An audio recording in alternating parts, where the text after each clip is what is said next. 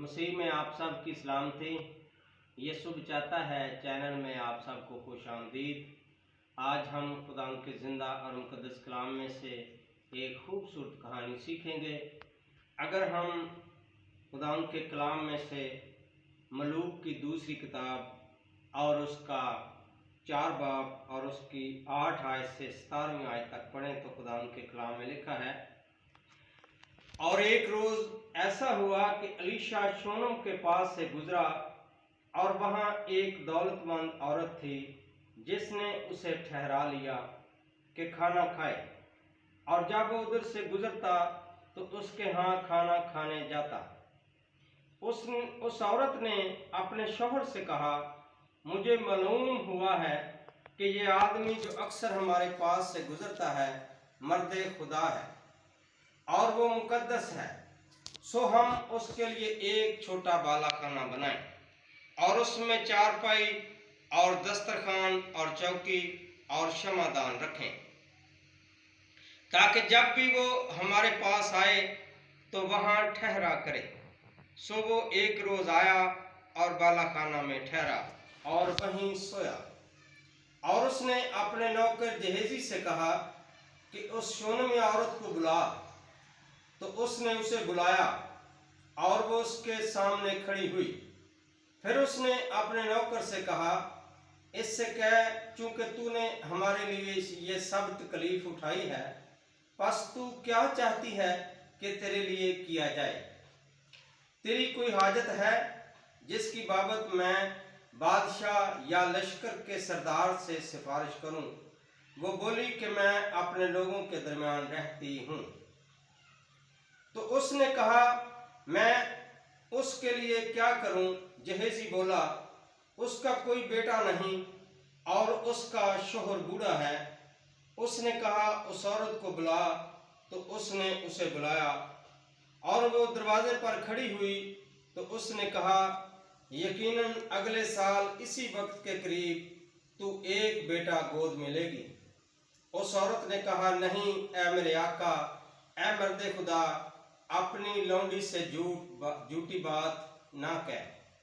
बाद अज़ां वो औरत हामला हुई और अगले साल उसी वक्त के करीब उससे एक बेटा पैदा हुआ, जैसा कि अलीशा ने कहा था। पाक कलाम का पढ़ा और सुना जाना हम सब के लिए बायस बरकत हो। खुदा का शुक्र हो, आमीन। मेरे अज़ीज़ों, बहुत खूबसूरत कहानियाँ साढ़े सामने है। अलीशा नबी का बहुत खूबसूरत वाक़या कि अलीशा नबी शूनम के इलाके दे विचों दी गुजरदा सी और उस इलाके दे विच एक दौलतमंद औरत रहिंदी सी, और उस दौलतमंद औरत ने उन्होंने अपने घर बुलाया, खाना खवाया, उसकी खिदमत की, और अक्सर उस घर दे विचों जदों गुजरदा सी उस इलाके चों ते खाना खा के जांदा सी। इसी तरह ही उस औरत ने एक दिन अपने शौहर दे नाल गल की कि ये जिहड़ा मर्द खुदा गुजरदा है, ये मैनू कोई मुकद्दस नज़र आउंदा है। ये मर्द खुदा है, ये आम शख्स नहीं, ते क्यों ना असी ये वास्ते एक अलहदा बाला खाना बनाइए। और इस तरह ही होया कि उन्होंने ਉਹਦੇ ਵਾਸਤੇ एक अलहदा बाला खाना बनाया, एक अलहदा कमरा बनाया, और ਉਹਦੇ ਵਿੱਚ ਉਹਦੀ चारपाई लगाई, शमादान रखा, दस्तरखान और चौकी रखी। तो मेरे जीजो, उस मामूल के मुताबिक अलीशा नबी फिर उन्होंने घर आया और वो उस कमरे दे विच, उस बाला खाना दे विच रहा और उत्थे ही सुता। ये सारी खिदमत तो अलीशा नबी बड़ा मुतासर होया और अपने नौकर जहेजी नूं कहन लगा कि असी इस औरत वास्ते की कर सकते, इस औरत नूं बुला मेरे को। जहेजी ने अलीशा नबी नूं आख्या कि इहदे बेटा नहीं और इहदा शोहर भी बूढ़ा है। और अलीशा नबी ने आख्या, तू इस औरत नूं बुला। और उन्हें औरत को बुलाया, वो दरवाजे ते आन के खड़ी हुई, और अलीशा नबी ने उस औरत नूं आख्या कि आउंदे साल इन्हां दिनां दे विच ही तेरी गोद दे विच बेटा होएगा। और वो औरत जिहड़ी है वो अलीशा नबी नूं कहण लगी कि झूठ ना बोल। लेकिन मेरे जीसो अलीशा नबी ने जिहड़ी गल कह दित्ती सी यकीनन उसे तरह ही होया कि आउंदे साल इन्हां दिनां दे विच ही उहदी गोद दे विच बेटा सी, खुदा ने उहनूं बेटा अता कर दिता। सो अगे असी इस कहानी नूं अगर पढ़ीए तो मेरे जीजो उहदा बेटा बड़ा हो जाता है और उहदा बेटा मर भी जाता है और अलीशा नबी दोबारा उस बेटे नूं जिंदा भी करता है। तो असी अज इस कहानी ते गौर करदे होया जरा ध्यान करांगे, सोचांगे, सोच विचार करांगे कि इस औरत ने अलीशा नबी दी बड़े दिल दे नाल मेहमान नवाजी की, बड़ी खातर तवाज़े की, बड़ी दिल दे नाल इज्जत की और खुदा ने उहदी इज्जत दा, उहदी मेहनत दा उन्नू फल दिता कि उन्नू खुदा ने बेटा दिता।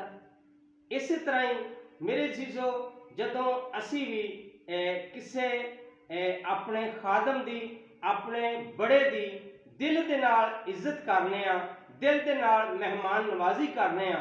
हुण मेहमान नवाजी का यह मतलब नहीं कि असी बहुत आला आला खाने अपनी पहुँच तो भी वध के आला आला खाने पका के ते उहदे हजूर पेश करिए, नहीं।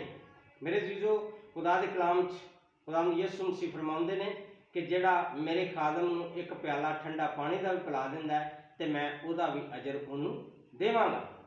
सो असी जदों किसे अपने बड़े दी, अपने खादम दी असी दिल दे नाल इज्जत करने आ, असी दिल दे नाल उहदी चाहत करने आ, जो कुछ साडे कोल हुंदा है असी सुक्का लूणा सुक्का मिस्सा उहनूं पेश करने आ।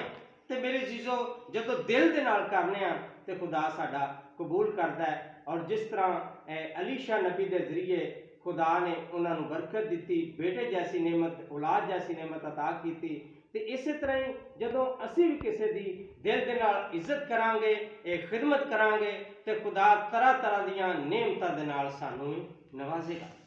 सो अज सारी कहानी दे विचों साडे वास्ते इहो सबक है कि असी जदों भी किसी की मेहमान नवाजी करने आ दिल दे नाल करिए, मुहब्बत दे नाल करिए। ये नहीं कि असी ज़्यादा खर्चे करांगे, ज़्यादा अच्छे खाने पकावांगे तो फिर ही असी समझांगे असी अच्छी मेहमान नवाजी की है, नहीं।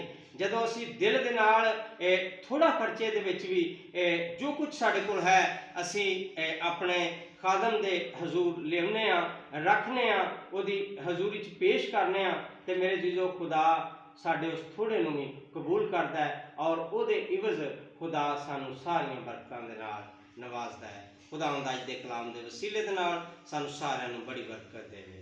आमीन।